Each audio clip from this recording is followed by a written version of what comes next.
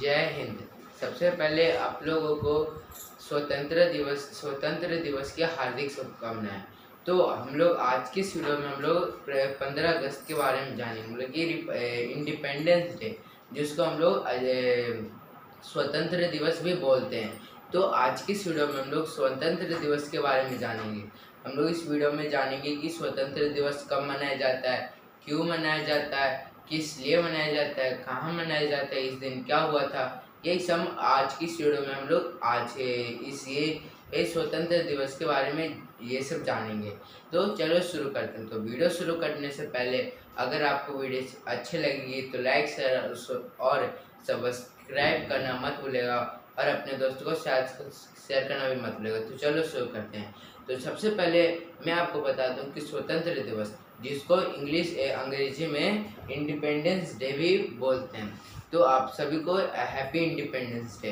तो independence day इस दिन क्या होता है कि ध्वजारोहण होता है, मतलब ध्वजारोहण और झंडा फहराने में यही अंतर है कि ध्वजारोहण में जो झंडा होता है वो नीचे से ऊपर जाता है, उसके बाद फिर फहराया जाता है। और झंडा फहराना में क्या कि जो झंडा ऊपर ही रहता है। और हाँ, तो ध्वजारोहण में आपको फिर से बता दूं कि जो झंडा होता है वो यानी कि पूरा नीचे रहता है, वो थोड़ा सा नीचे रहता है। जो रस्सी होता है कुछ थोड़ा नीचे होता है। और फिर जब वो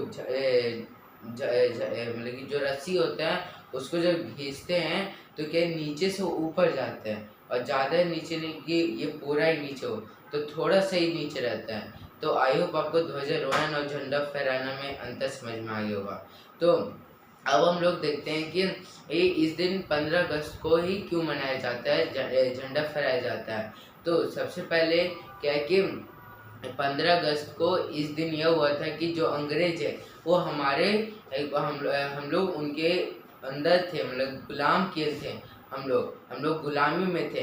तो उन्होंने 200 वर्षों तक क्या है कि हम लोग आज़ाद से मुक्ति मिली थी हम लोग को क्या किस चीज़ का, हम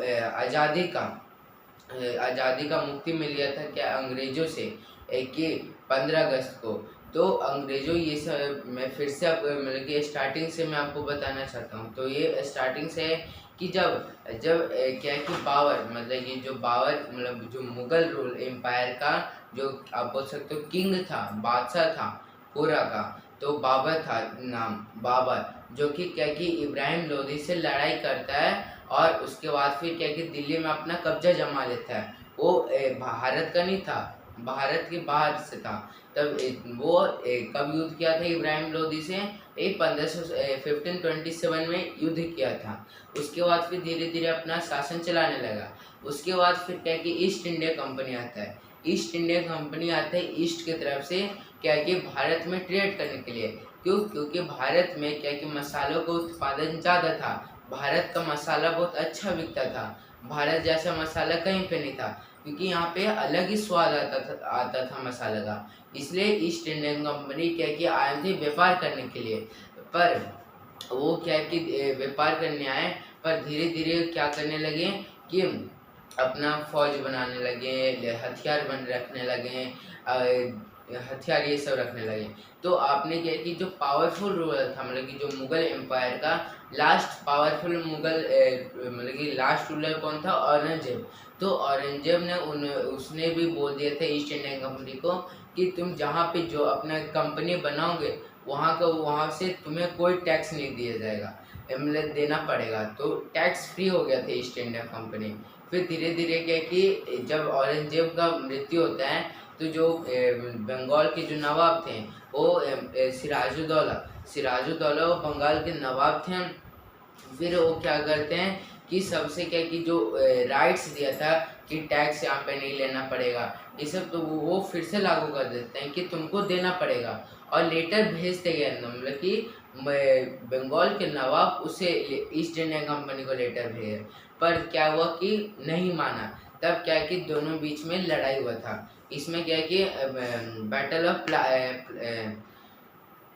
बहुत फेमस है, जो एक बैटल हुआ था, बैटल ऑफ प्लासी। तो बैटल ऑफ प्लासी अब कमेंट बॉक्स में बताएंगे कि कब हुआ था।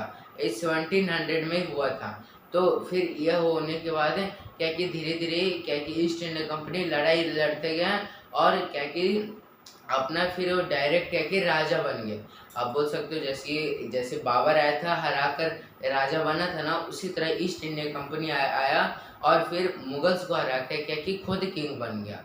फिर धीरे धीरे ऐसे ही चलता गया, पर क्या कि अत्याचार करने लगा वो ज़्यादा, जैसे कि मसाला उत्पादन, जैसे कि नील ये सब इंडिगो ये सब ज़्यादा उत्पादन करने के लिए फोर्स करने गया, फोर्स करता रहा।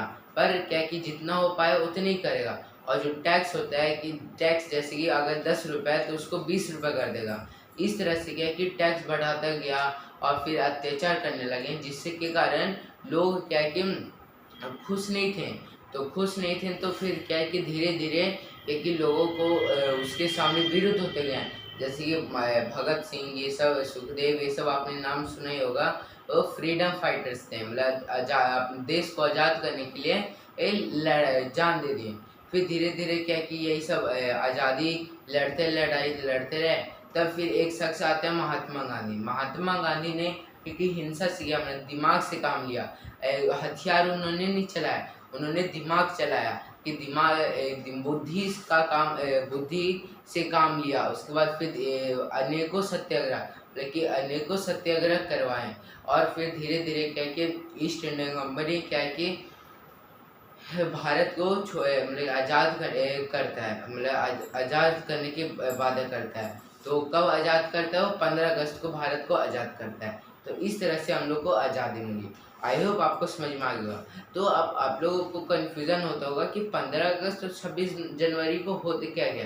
जैसे कि 15 अगस्त 1947 को भारत देश आज़ाद हुआ, पर 26 जनवरी को क्या होता है। तो 26 जनवरी 1950 मतलब 1950 को क्या है कि जो संविधान है, कॉन्स्टिट्यूशन, जिसको आप इंग्लिश में बोलते हैं कॉन्स्टिट्यूशन, किसके द्वारा, जो फादर ऑफ कॉन्स्टिट्यूशन कौन है, डॉक्टर भीमराव अंबेडकर, ये फादर।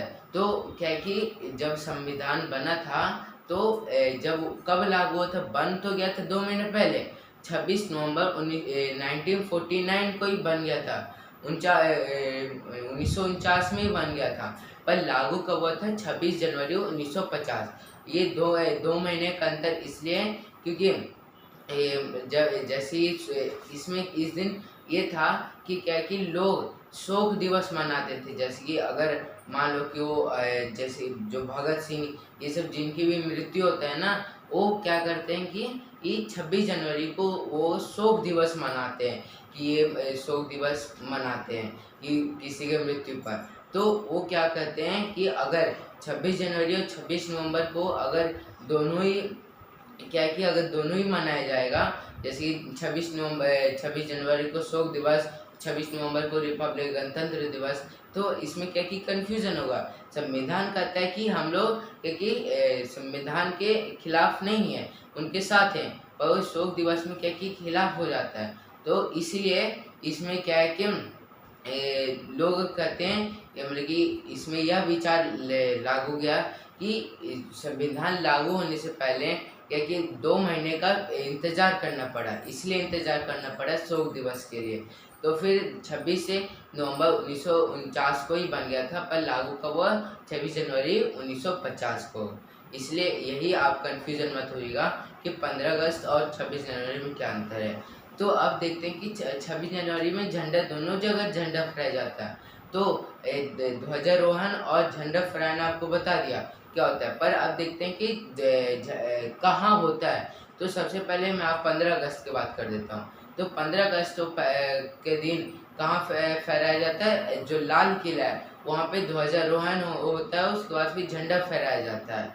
तो ये 15 अगस्त को लाल किला में, वहीं पे जो 26 जनवरी को जो गणतंत्र दिवस है, मतलब रिपब्लिक डे है, वो उस दिन का जो झंडा है वो कहाँ फहराया जाता है, राजपथ पथ पर। मतलब जो राष्ट्रपति का जो पथ होता है, पथ मतलब रोड, जो उस पर फहराया जाता है, मतलब रोड पे परेड होता है और क्या कि साइड में एक जगह होता है जहाँ पे फहराया जाता है। तो आई होप आपको समझ में आएगा। अब देखते हैं कि इस दिन क्या कि सैल्यूट लेते हैं, जो राष्ट्रपति होते हैं, जो प्रधानमंत्री होते हैं, वो क्या कि सैल्यूट लेते हैं। अभी जो करेंट प्रेसिडेंट कौन है, राष्ट्रपति द्रौपदी मुर्मू। वहीं पे प्रधानमंत्री कौन है, पीएम, वो कौन है, नरेंद्र मोदी है पीएम। तो इस दिन क्या कि सैल्यूट लेते हैं दोनों, तो पीएम और प्रेसिडेंट। तो आई होप आपको समझ में आएगा कि 15 अगस्त और 26 जनवरी में क्या अंतर है। तो हम लोग ने इस वीडियो में 15 अगस्त और 26 जनवरी के बारे में बात किया। और मैं सबसे पहले लोगों को ये कन्फ्यूज़न होता है कि वास्को डी गामा मतलब 1498 को कि भारत का खोज क्या था, कि मतलब कि जन्म हुआ था, इस तरह से लोग समझते हैं, पर ये नहीं है। पर वास्को डी गामा ने ये खोज किया था कि जो भारत में आने का जो रास्ता है उसका खोज किया था, भारत का खोज नहीं, भारत में आने वाला जो रास्ता है उसका खोज किया था। तो यही, और वहीं पे जो पाकिस्तान का क्या कि जन्म हुआ था, जैसे कि 15 अगस्त को हमारे यहाँ मतलब कि इंडिपेंडेंस डे मनाया जाता है, वहीं पे 14 अगस्त को पाकिस्तान में इंडिपेंडेंस डे मनाया जाता है। तो क्या कि उसका जन्म हुआ, उसके बाद फिर उसका क्या मृत्यु भी होता है। जैसे कि भगवत गीता में लिखा हुआ है, गीता में लिखा हुआ है, कृष्ण जी कहते हैं कि जिसका जन्म हुआ है उसका अवश्य ही मृत्यु होगा। मतलब कोई भी अमर नहीं है, कि हर किसी का मृत्यु होता है, पर एक समय पे नहीं, पर एक समय आने के बाद मृत्यु होता है। तो यही बताया गया कि जो पाकिस्तान का है वो क्या कि उसका भी एक दिन क्या मृत्यु होगा, जैसे जन्म हुआ था वैसे ही मृत्यु होगा। तो आई होप आपको समझ में आ गया कि 15 अगस्त और 26 जनवरी। तो हम लोगों ने इस वीडियो में क्या कि 15 अगस्त के बारे में देखा। तो मैं वीडियो ख़त्म होने से पहले मैं आपको बता दूं कि आप सभी को 15 अगस्त की इंडिपेंडेंस डे की हार्दिक शुभकामनाएं। तो happy independence day. Thank you. जय हिंद, जय भारत।